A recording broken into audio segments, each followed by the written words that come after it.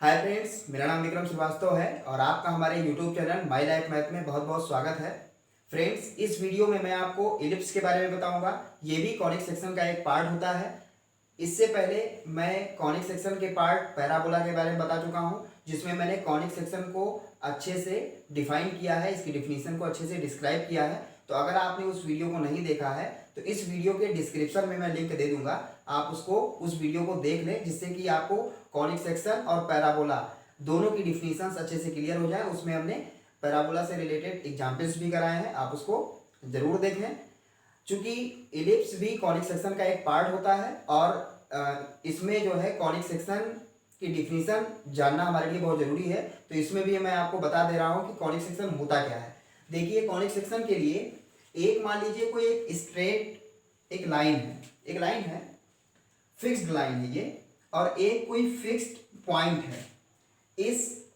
उस वीडियो में हमने बताया है ये जो फिक्स्ड लाइन है इसको हम लोग बोलते हैं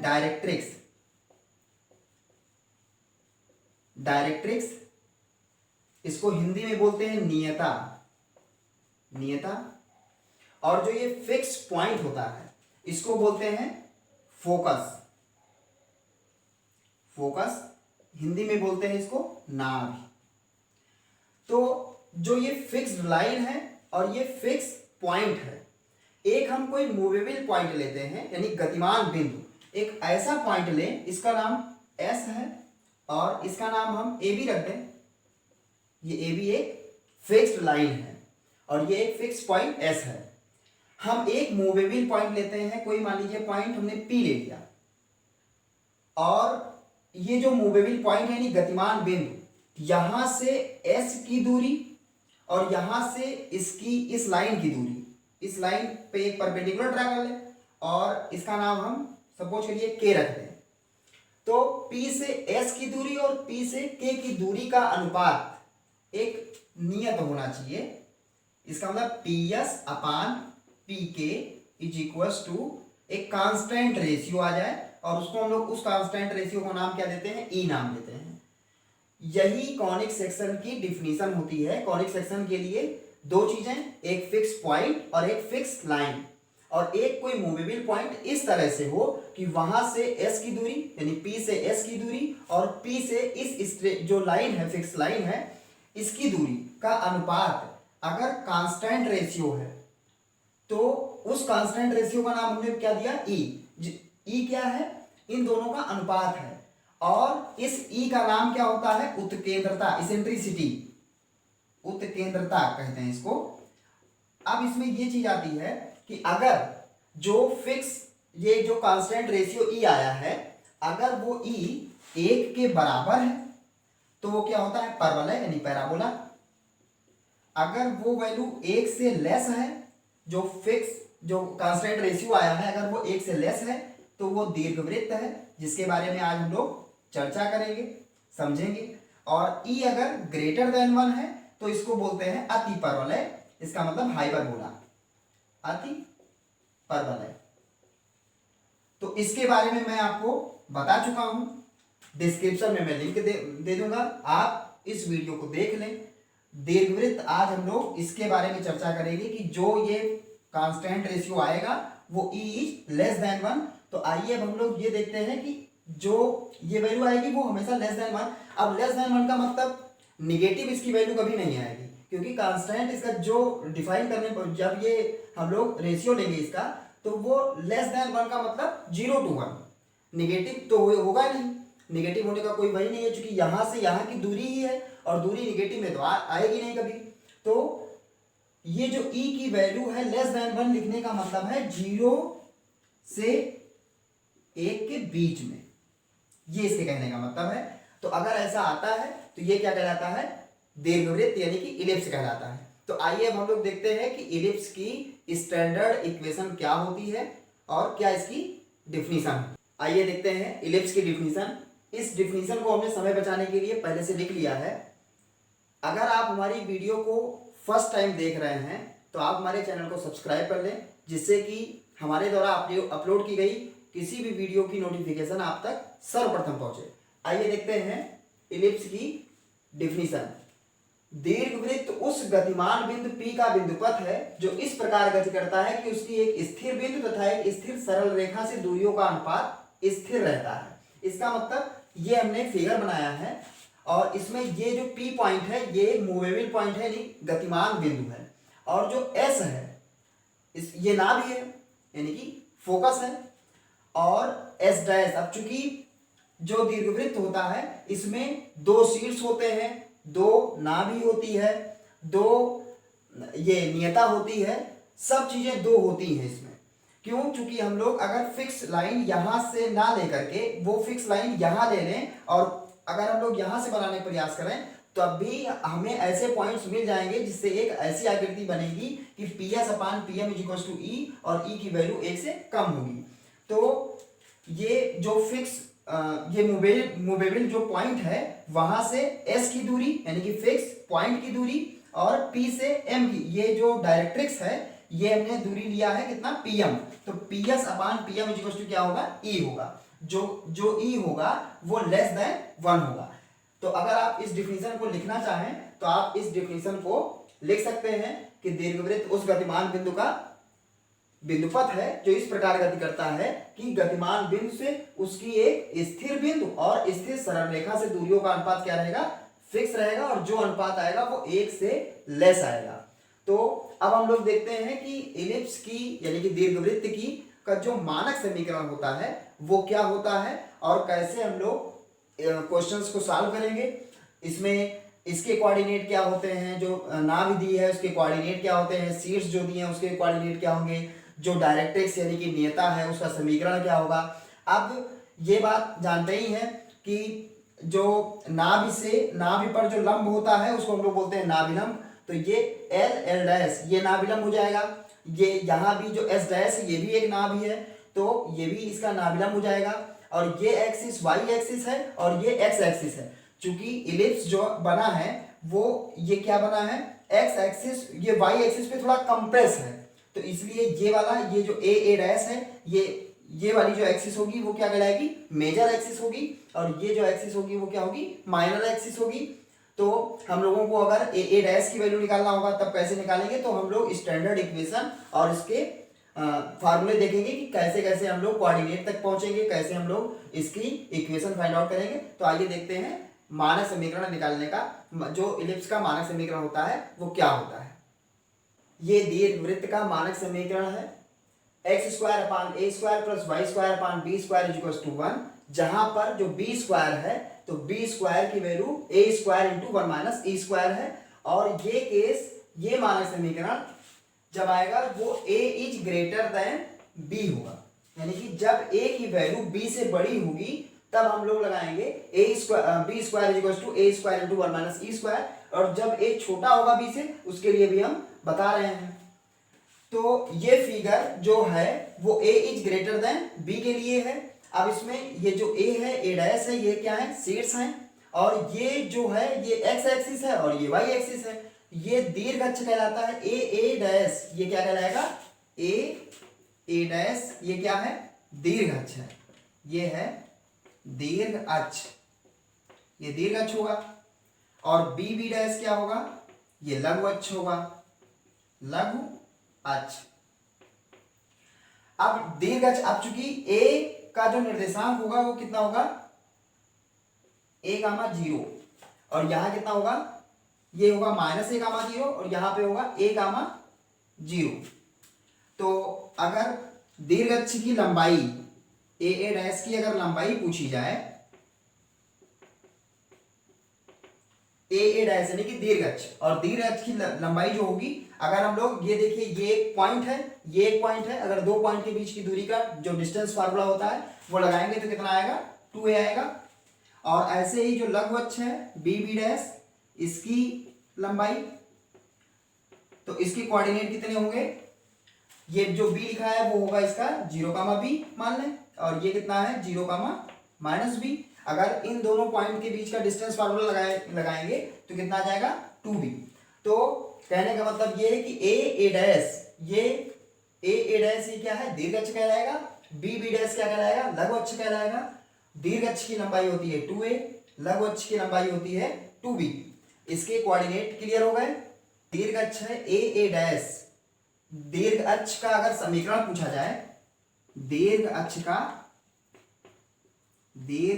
का समीकरण, तो दीर्घ अक्ष का समीकरण होता है, क्योंकि दीर्घ अक्ष किस पर है, एक्स एक्सिस पर है, और जब एक्स एक्सिस पे कोई पॉइंट होगा तो क्या होगा, y इक्वल टू क्या होता है, जीरो होता है दीर्घ अक्ष का।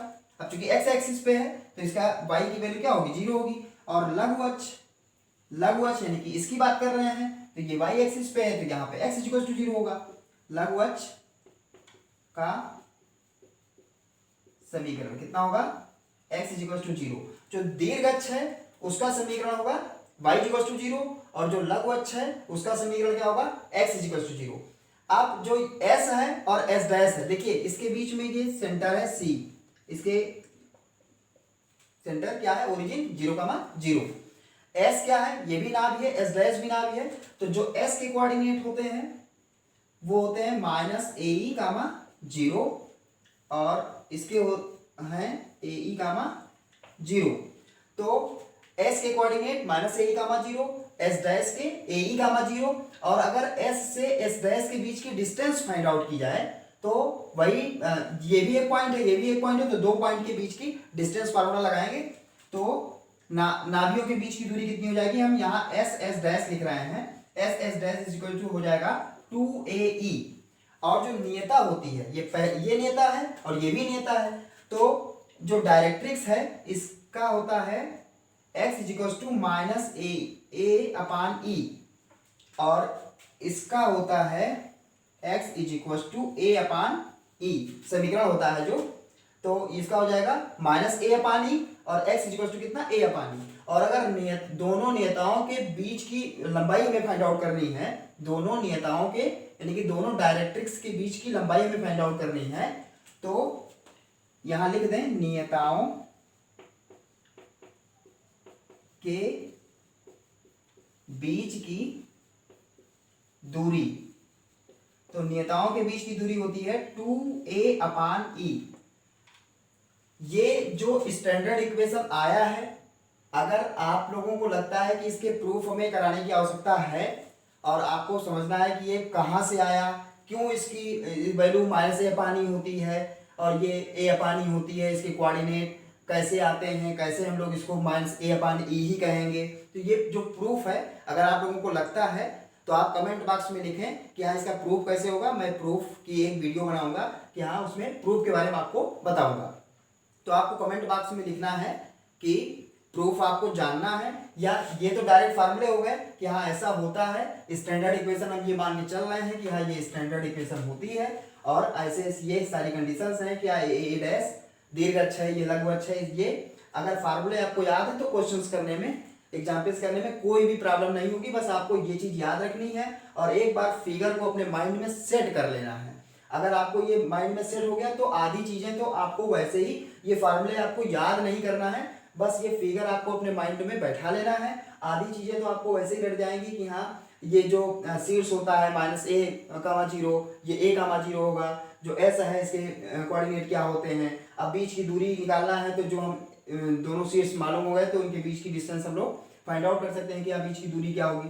तो ये फार्मूले आप लोग एक जगह लिख लें। अगर आपको लगता है कि हाँ प्रूफ की आवश्यकता है तो आप कमेंट बॉक्स में लिखें, मैं प्रूफ पर एक वीडियो बनाऊंगा। अगर आपको एक इलिप्स का यानी कि दीर्घवृत्त का एक इक्वेशन लिखा है और आपको वहां से उत्केंद्रता फाइंड आउट करनी है, तो सबसे पहला हमारा काम होगा कि हाँ इस इलिप्स की तुलना, जो भी क्वेश्चन दिया है उसकी स्टैंडर्ड इक्वेशन से तुलना करेंगे, कंपेयर करेंगे, वहां से a और b की वैल्यू आएगी। अगर a is greater than b है, क्योंकि अभी हम इसमें क्या बता रहे हैं, a is greater than b के लिए, जब b is greater than a होगा तब क्या होगा वो भी हम आपको बता रहे हैं। अगर उसकी तुलना करेंगे a और b की वैल्यू मिलेगी। अगर a is greater than b है और उत्केंद्रता पूछ रहे हैं तो उत्केंद्रता के लिए हम लोग यही फार्मूला लगाएंगे कि b² is equal to a² 1 - e²। और यहां से अगर हम लोग e की वैल्यू निकालना चाहें तो देखिए b² a² is equal to 1 - e²। e² को इधर ले आए और 1 है ही है, इसको उधर लेके जाएं तो b² a² हो जाएगा। अब यहां से अगर e की वैल्यू निकाला जाए तो इसको a² एलसीएम अगर किया जाए तो a² - b² a², और इस पे हम लोग लगा दें क्या, अंडर रूट। तो अगर ए और बी की वैल्यू हमें गिवन होगा तो ई की वैल्यू तो इजीली हम लोग निकाल ही सकते हैं।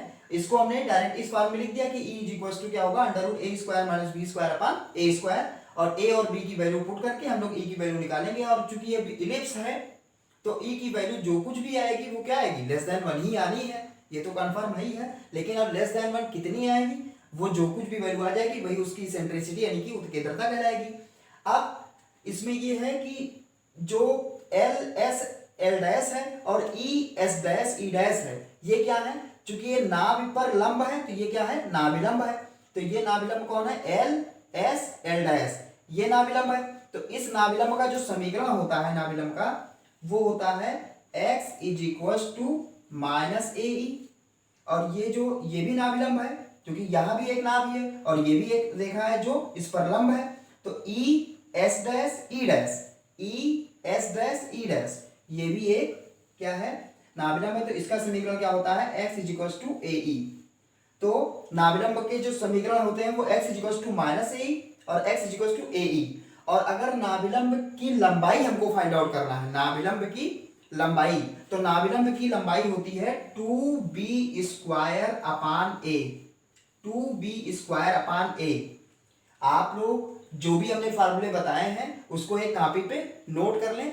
एलिप्स के किसी भी क्वेश्चन में जो हम फार्मूले बता रहे हैं इससे बढ़ के कुछ नहीं मिलेगा। जितने भी एग्जाम्पल हैं सारे क्वेश्चन, हम कई सारे एग्जाम्पल्स आप लोगों को बताएंगे और किसी भी क्वेश्चन में आपको प्रॉब्लम नहीं होगी। बस आपको फार्मूले याद होने चाहिए। आप एक जगह पे फार्मूले नोट कर लें कि जब a is greater than b होता है तो कौन कौन से फार्मूले होते हैं, जो इससे पहले भी हमने बताया है, ये बताया है। नाभिलंब की लंबाई कितनी होती है, 2b स्क्वायर अपान ए, सिर्फ वैल्यू पुट कर देना है, नाभिलंब की लंबाई हमको मिल जाएगी, b और a की वैल्यू पुट कर देना है। अब हम लोग वो देखते हैं कि जब a is less then b होगा, अभी तो a इज ग्रेटर देन यानी a बड़ा है b से, तब के लिए हमने फार्मूले बताए हैं। उसमें भी फार्मूले होंगे, बस इसका जस्ट थोड़ा सा अपोजिट हो जाएगा। अगर इसके फार्मूले आपको याद हो गए तो समझ लीजिए उसके फार्मूले आपको याद करने की कोई आवश्यकता ज्यादा नहीं है, क्योंकि इसी से मिलते जुलते होंगे, थोड़ी सी उसमें चेंजिंग आ जाती है। तो अब हम लोग देखने जा रहे हैं इलिप्स का मानक समीकरण जब a ग्रेटर ना होकर के a b से लेस हो जाए। आइए देखते हैं, ये दीर्घवृत्त का मानक समीकरण है जब a इज लेस देन 1 है, X square upon A square plus Y square upon B square equal to 1, जहां पे अब यहां पे क्या है, A square equal to B square into 1 minus E square. जब ए छोटा होगा बी बड़ा होगा, तब जब होगा तो ये कंडीशन फॉलो होगी कि ए स्क्वायर की value B square into 1 minus E square के बराबर होगी। अब यहां पे फिगर जब A is less than B होगा तब फिगर कुछ इस टाइप से बनेगा, जहां पे ये क्या है, ये दीर्घअक्ष है यानी कि ए डैश, यहां पे भी दीर्घअक्ष ही है, लेकिन दीर्घअक्ष में क्या है, दीर्घअक्ष वाई अक्ष है। उस वाले में जब हमने बनाया था इससे पहले, जब A is greater than B था, तब वहां पे क्या था, दीर्घअक्ष कौन सा था, एक्स एक्सिस था, और लघु अक्ष कौन सा था, वाई एक्सिस था। यहाँ पे दीर्घअक्ष कौन सा है, वाई एक्सिस, और लघु अक्ष कौन सा है, एक्स एक्सिस। अब दीर्घअक्ष नहीं, इसके कोऑर्डिनेट कितने हैं, 0, b, 0, माइनस बी। तो दीर्घअक्ष की अगर लंबाई पूछी जाए ए और ए डैश की तो कितनी होगी, 2b। तो इसका हम दीर्घअक्ष ए डैश को कहेंगे, तो ए डैश की वैल्यू कितनी हो जाएगी, 2b, यानी कि दीर्घअक्ष की लंबाई इसमें कितनी होगी, 2b। देखिए जैसे उसी का उल्टा है, और b डैश यानी कि लघु अक्ष की लंबाई कितनी हो जाएगी, 2a। अब अगर आपको पहले वाले जो फिगर में हमने बताया था फार्मूला तरीका, अगर आपको उसको याद हो गया तो उसी का जस्ट उल्टा है। देखिए वहां पे दीर्घअक्ष की लंबाई कितनी थी, 2a, और 2b थी लघु अक्ष की। यहाँ पे दीर्घअक्ष की लंबाई कितनी है, 2b, और लघु अक्ष की लंबाई कितनी है, 2a है। ये इसके कोऑर्डिनेट हो गए, ये सेंटर हो गया। s क्या है, नाभि है, और ये s डैश भी नाभि है। इसके कोऑर्डिनेट 0, b, और इसमें कितना है, 0, माइनस b। तो नाभिलंब की लंबाई कितनी हो जाएगी, नाभिलंब की लंबाई, नाभियों की लंबाई, नाभि की लंबाई, नाभिलंब नहीं, s क्या है, 0, b, और s डैश कितना है, 0, माइनस b। अगर इन दोनों पॉइंट की यानी कि नाभियों की दूरी निकाली जाए तो नाभियों की दूरी कितनी होगी, 2be। जब इसको हम लोग दो पॉइंट के बीच के डिस्टेंस फार्मूला लगाएंगे तो कितना आएगा, 2be आएगा। अब जो नियता है यानी कि डायरेक्ट्रिक्स जो है, ये डायरेक्ट्रिक्स है, डायरेक्ट्रिक्स का इक्वेशन क्या होगा, y is equal to minus B, यानी कि नियता का समीकरण y is equal to minus B upon E, और ये जो नियता है इसका हो जाएगा y is equal to minus B upon E. तो ये नियता का समीकरण हो गया। नाभियों के बीच की दूरी हो गई। अब आ गई बात कि नाभिलंब की लंबाई कितनी होगी, तो नाभिलंब की जो लंबाई होगी वहां पे क्या था 2b² अपान a था, और यहां पे नाभिलंब की लंबाई नाभिलंब की लंबाई यहां पे नाभिलंब की लंबाई कितनी होती है 2a² अपान b होता है। जस्ट उसका उल्टा ही है, वहां पे 2b² अपान a होता था, यहां पे जब नाभिलंब की लंबाई पूछी जाएगी तो 2a² अपान b होगा, और नाभिलंब का जो समीकरण होगा वो y इक्वल्स टू 2be होगा, और y इक्वल्स टू इसका हमने ये देखिए y equals to -b, y equals to b नाभिलंब का जो समीकरण है, और दूसरा क्या होगा y इक्वल्स टू -b होगा, और नाभिलंब की लंबाई कितनी होगी 2a² अपान b। अगर a b से छोटा होगा और उत्केंद्रता पूछी जाएगी तब हम लोग क्या लगाएंगे a² equals to b² into 1 - e²। यहां से अगर हम लोग e की वैल्यू निकालेंगे तो a² upon b² equals to 1 - e², तो ये हो जाएगा e² equals to 1 - a² upon b²। e की वैल्यू यहां से निकालना चाहेंगे तो हो जाएगा b² - a² अपान b²। यहां से हम लोग b और a की वैल्यू पुट करके हम लोग उत्केंद्रता फाइंड आउट कर सकते हैं। अब ये जो दीर्घाक्ष है यानी कि जो दीर्घाक्ष है यानी a डैश, तो a डैश यानी कि दीर्घाक्ष का अगर हमसे समीकरण पूछा जाए तो जो दीर्घाक्ष है वो कहां पर है y एक्सिस पर है, y एक्सिस पर है तो x इक्वल्स टू 0 होगा, x इक्वल्स टू 0, इसके मतलब दीर्घाक्ष का समीकरण क्या होगा x इक्वल्स टू 0। तो दीर्घाक्ष का समीकरण क्या होगा, यहां लिख दें कि दीर्घाक्ष का समीकरण होगा x इक्वल्स टू 0, और जो लघु अक्ष है चूंकि x पर है तो y इक्वल्स टू 0, तो लघु अक्ष का समीकरण कितना होगा y इक्वल्स टू 0।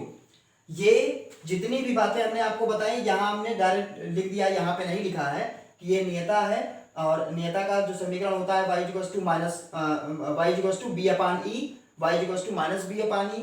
नाभि के निर्देशांक हमने लिख दिए हैं, नाभिलंब की लंबाई, नाभिलंब का जो समीकरण है y इक्वल्स टू be और y इक्वल्स टू -be। नाभिलंब का जो लंबाई है वो हमने अभी लिख ही दिया है कि 2a² अपान b होती है। तो जितने भी तरीके बताए हैं अगर आपको लगता है तो सारे फार्मूले आप कॉपी पे नोट कर लें, वीडियो को पॉज करके देख लें और उसके बाद सारे फार्मूले नोट कर लें। जब a is greater than b होता है तब के सब फार्मूले लिख लें, और जब a is less then b होता है, दो ही कंडीशंस हो सकती हैं, या तो a is greater than b होगा या तो a is less then b होगा। तो दोनों कंडीशंस के जितने फार्मूले होते हैं आप इसको लिख लें और इसको याद कर लें। पूरे इलिप्स चैप्टर में आपको कोई भी प्रॉब्लम नहीं होगी, हम कई सारे एग्जाम्पल्स कराएंगे, लेकिन इस वीडियो में बस इतना ही। नेक्स्ट वीडियो में हम आपको इसके एग्जाम्पल्स बताएंगे कि हाँ कैसे हम लोग नाभिलंब की लंबाई, नाभि के निर्देशांक कैसे क्या निकालेंगे, हम लोग कई सारे टाइप्स के हम लोग एग्जाम्पल्स करेंगे। कैसी लगी हमारी वीडियो कमेंट बॉक्स में जरूर लिखें। अगर आप हमारे चैनल पर नए हैं तो चैनल को सब्सक्राइब कर लें, अपने दोस्तों को शेयर कर दें, और अगर अच्छी लगी हो तो हमारी वीडियो को लाइक कर दें। धन्यवाद।